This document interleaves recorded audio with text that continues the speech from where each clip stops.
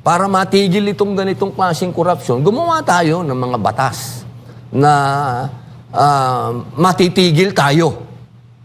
Pag sinabing matitigil tayo, una, yung pong konstitusyon, balikan natin. Kasi dyan sa konstitusyon, sinasabi dyan, meron tayong karapatan na rebasyuhin yan at gumawa ng amendment. Tanggalin na natin yan. Kailangan, kung talagang ayaw natin ng korupsyon, huwag na tayong makialam dyan.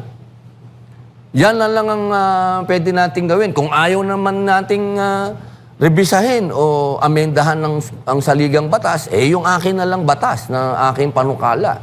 Yung mahiya naman kayo.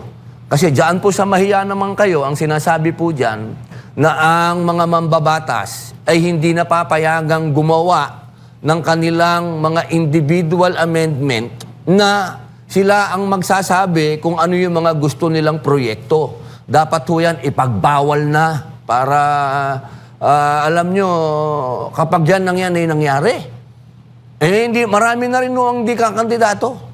Hindi na ho natin magiging problema ang political dynasty dahil pag yan ho ay tinanggal ninyo sa mambabatas, wala na ho palagi kung kakandidato kasi wala na silang kickback. At yun nga no, mga kabayan, ano pong masasabi niyo po dito sa litanya po ni Santong Kabayo, banal na aso, mga kabayan. Doon po sa kanyang mensahe sa pagpanaw po ni Congressman Acop, mga kabayan. Kanya nga pong sinabi na may pangingilid ng luha, mga kabayan. Ano po sabi niya? Doon na lang tayo makakapaglaro ng golf sa langit.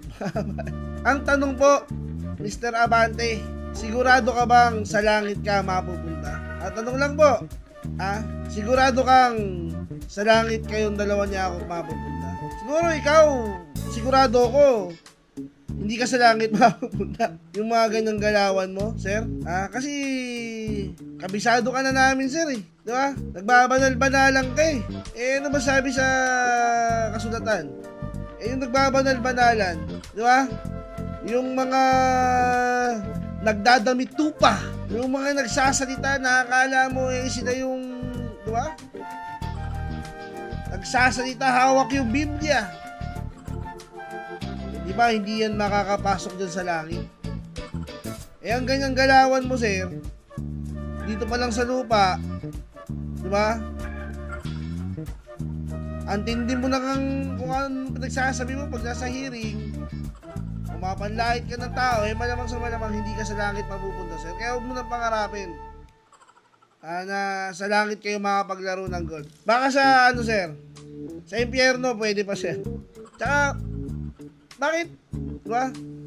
Bakit parang matagal pa, ba't pwede naman bukas, sir? Kasi kami, nagmamadali na kami, sir, eh. Nagmamadali na po. Pwede bang bukas na kayo maglaro? Pwede bang sumunod ka na kagad? Kaya ako, at maglaro na kayo ng golf dyan sa impyerno? Kung pwede lang, sir. Kung pwede lang, Pero di, kung medyo matagal-tagal pa, sa bagay, kasi masamang damo ka, diba? Ikaw, nag-wish dyan, Ang wish mo, doon na lang kayo sa langit makapaglaro ng golf. Ang sa akin lang, but pwede naman bukas maglaro na kayo ng golf. Maglaro na po kayo ng golf. Kasi hindi yan sigurado, hindi yan sa langit, sa impyerno yan, sir. Distang ka. Ito, iba naman tayo, alam nyo po ba? Meron pong batas na panukala po. Itong si Senator Robin Padilla, para po sa mga katulad itong mga to na crocodile, mga kabayan. Mukha pa lang ni Abante, mga crocodile na, meron pong ginawang batas si Senator Robin Padilla para sa mga katulad po ni Abante. Ano po yung mga kabayan? Ito, pakinggan po natin, ay Senator Robin Padilla. Senator Robin, pasok po. Sir, yung issue po ng corruption ngayon, hindi po natatanggal sa psyche ng sambayan ng Pilipino. Alam mo naman, sir, tayong mga Pilipino, noon tayo na mabilis makalimot. dumadaan, lumilipas yung issue, pero yung issue ngayon ng korupsyon, kahit ngayon, sir, nananatili pa rin. Anong tingin mo, sir, sa ginagawang paghahalongkat doon sa Cabral Files, issue po ng DPWH insertions, flood control anomaly, korupsyon sa Kaban ng Bayan, sir? Una po, ako po ay nagdarasal at nagbibigay galang po sa pagpanaw ni Yusek Catalina Cabral at tayo po ay nakikiramay sa kanyang pamilya. Nalulungkot lamang po tayo na kung sino po yung tao sana na makapagbibigay ng liwanag sa lahat ng ito ay pumanaw na. Alam nyo, sa ngayon, mga kasama, ang hawak lang natin ay puro chismis na lang, ano? Puro expose na lang ni ganon, puro expose na lang ni ganito. Hindi na po natin malaman kung sino po yung paniniwalaan natin dahil yung pong tao na nakakaalam ay nahimlay na. Ang akin lamang pong masasabi po nating hiling at dasal at salmo sa ating mga kasama sa Senado at sa Kamara, para matigil itong ganitong klaseng korupsyon, gumawa tayo ng mga batas na matitigil tayo.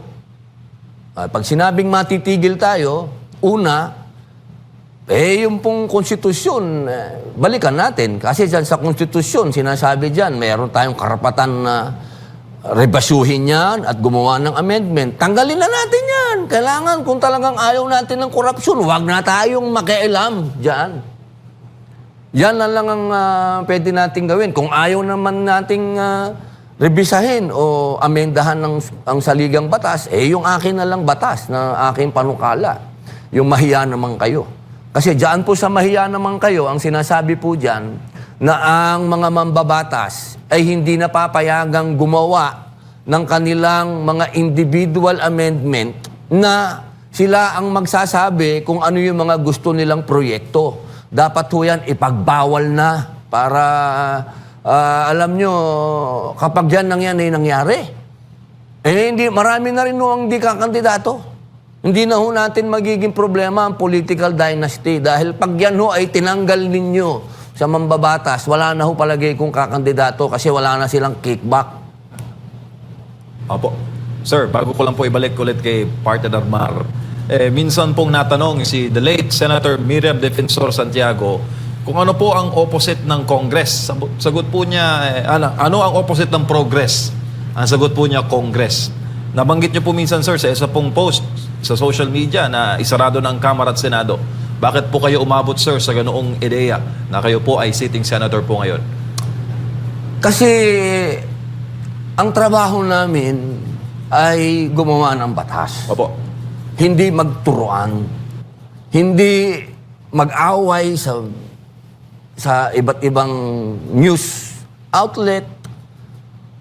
Kung ganito lang ang gagawin namin, magtayo na lang kami ng mga show. Mag-talk show ka na lang. Wag tayong nagsasayang tayo ng pera ng taong bayan. Tayo ay sinisweldohan para gumawa ng batas. Hindi mag-expose. Pag-expose mo naman, ano naman ang nangyayari? Wala naman. Yung flood control, ano nangyari? Doon sa flood, wala naman ang din nangyari.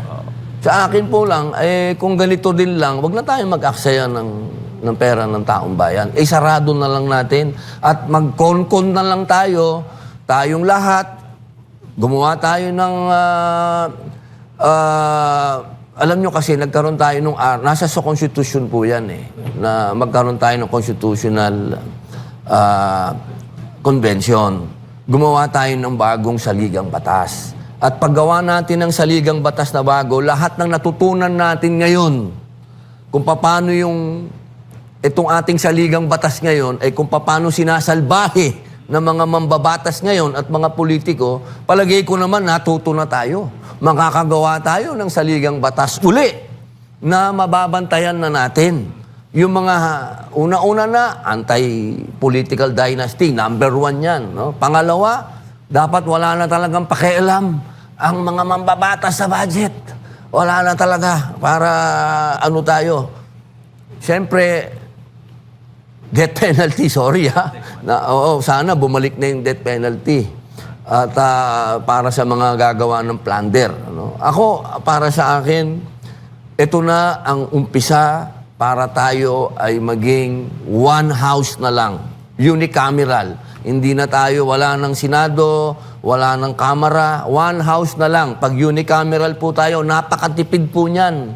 Siguro mga 2 trilyon ang matitipid po natin dyan sa budget.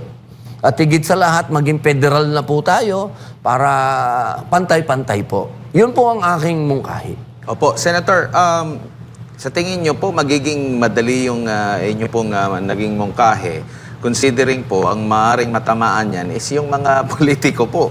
Sila din po yung magde-decide. Meron pa bang ibang pamamaraan para mabago at least, kumbaga, nabanggit mo nga, sa pangalan pa lang, mambabatas. Dapat, tagagawa lang talaga sila ng batas. Hindi sila nag-allocate talaga ng budget, Senator. Alam nyo, napakagandang tanong po niyan.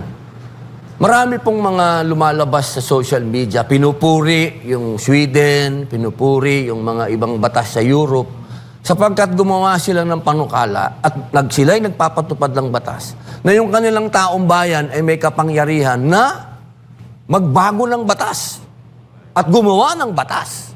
Alam po ninyo, meron po tayo yan sa konstitusyon. At yan po yung People's Initiative. Nagkakataon lamang po na itong PI natin ay nagagamit sa ibang political agenda. Sariling personal kanila pong interest.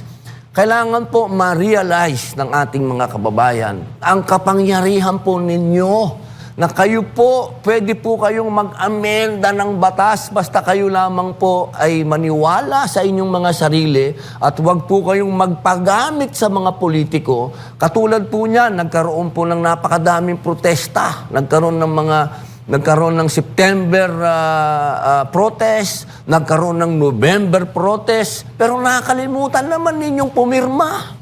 Kung kayo po ay pumirma, ilang milyon kayo, yan po pagdilala natin sa COMELEC, ay napakalaking bagay po niyan. Pwede nyo pong rebisahin ang konstitusyon. Kaya sana po, mga mahal kong kababayan, huwag po tayong puro sigaw. Alam nyo, kung puro tayo sigaw, walang aksyon, medyo kulang po yan. Samahan po natin ng aksyon yung sigaw. Pumirma po kayo.